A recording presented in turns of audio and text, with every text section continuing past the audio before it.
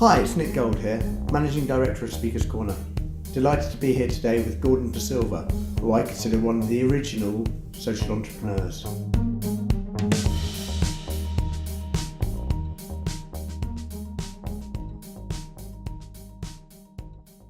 Hi Gordon. Hi.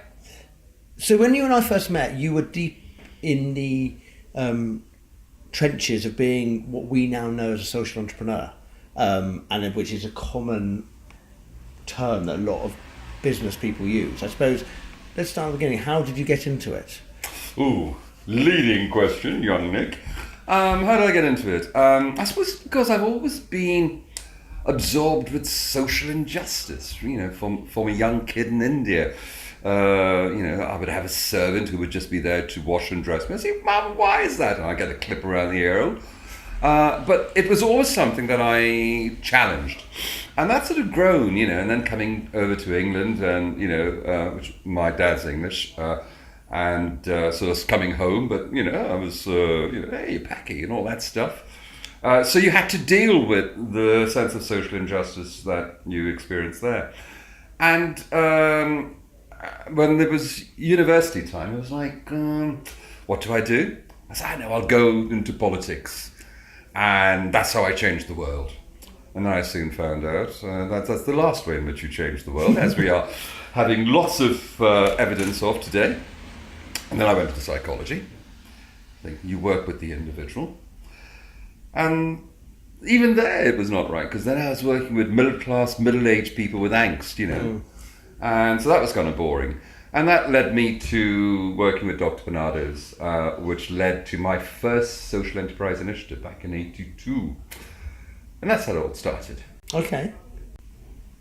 You naturally fitted into the role. You naturally have set up businesses which focus around the social environment. How have you seen the business landscape change such that now it has become part of businesses, kind of almost integrated part of the business rather than a separate entity in itself?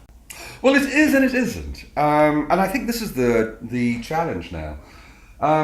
When I first set up my first social enterprise, which was back in the 80s, which was very much a property-based thing in a disadvantaged area, investing in the property, creating enterprise centres, creating social businesses that trained unemployed people, put them back into the workplace, paid them a salary. We did our bit there. It was about, I think we changed the lives of about 20,000 people over the years. But it was never enough. Okay. It was always scratching the surface. It was developing and piloting a business innovation model. What can I? Sorry for interrupting, but 20,000 people. If you've affected their lives and you say that was never enough, for most people that's a massive achievement. I suppose it's kind of what gave you the feeling that it was never enough. When I say it's never enough,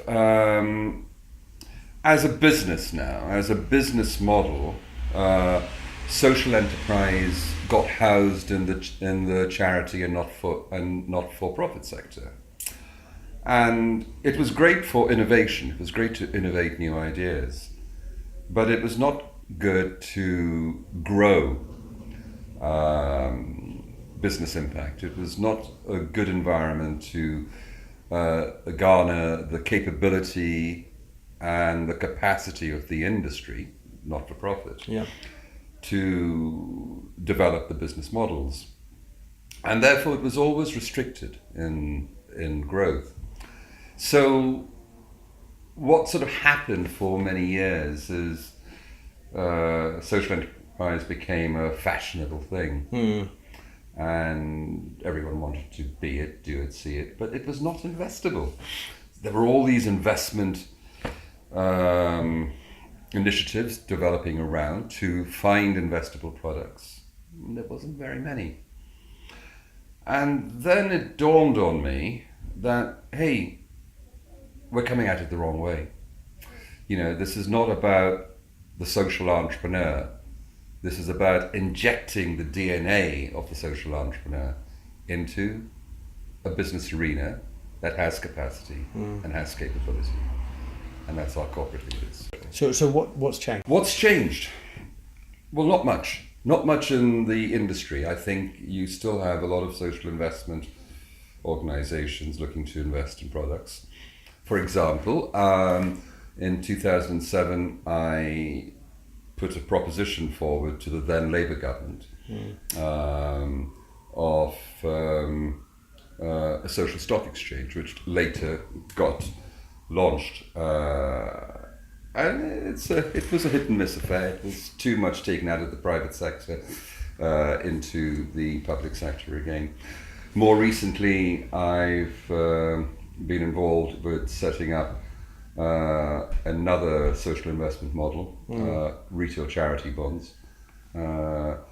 And that's been really interesting. That's listed on the London Stock Exchange. And we've been around for 2.5 years now. And we've raised about 200 million of institutional funds. But there again, you see, that's not enough. It is a business model that can really grow. And the potential and opportunity to make that happen is not quite taken up as yet. So what do you believe now? I mean, because you said kind of, do you believe that actually the social enterprise has to be launched fully fledged with significant funding, or do you think it can still grow from nothing to become something, a big player and a player that actually has influence in the marketplace? Well, first of all, I think social enterprise in itself within the third sector is fine for innovation, but it is not for scaling. And I think the time has now come to inject the DNA of the social entrepreneur into corporate bloodstream. I think in these last 10 years, inequality, a sense of social injustice, which one's always felt, inequality has become singularly the greatest threat to financial capital in the 21st century. We have seen the growth of wage disparity. We have seen the demise of our small towns and villages across Europe, across the world. We have seen the migration of young people from these towns into bigger cities, the consequence of high unemployment there, social unrest, problems with social housing, and on the other side, the issues of the small towns dying.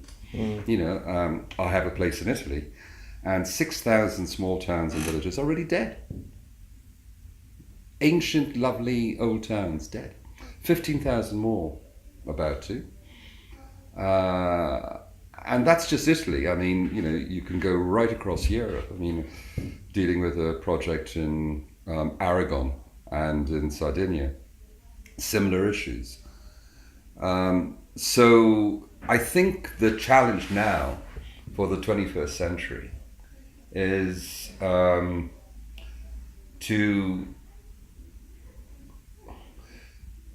grow the critical mass of entrepreneurs who understand that the 20th century way of doing business is no longer good enough. That the 21st century is so complex and inequality is so transient in our society that unless we deal with it as key to business strategy, as opposed to business unrelated, low impact corporate social responsibility, unless we deal with it as a key business construct, we are buggered.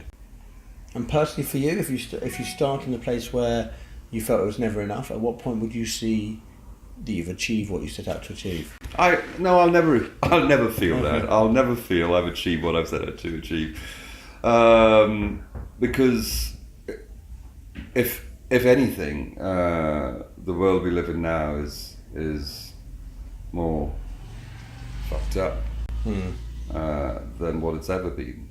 So how could one ever feel that you've achieved what you want to achieve? So how do you set your goals? By my limitations. Okay. And my limitations are many. It's recognizing the fact that you've got bloody limitations and they change all the time, that you've got to stick with it. But most certainly, the one thing that I feel and feel passionately about is that tomorrow belongs to the young, and we need to help and assist as much as we can. It's their world. Move over. Gordon, thank you so much indeed. Really appreciate our chat. You're welcome. Put it there. Been fun.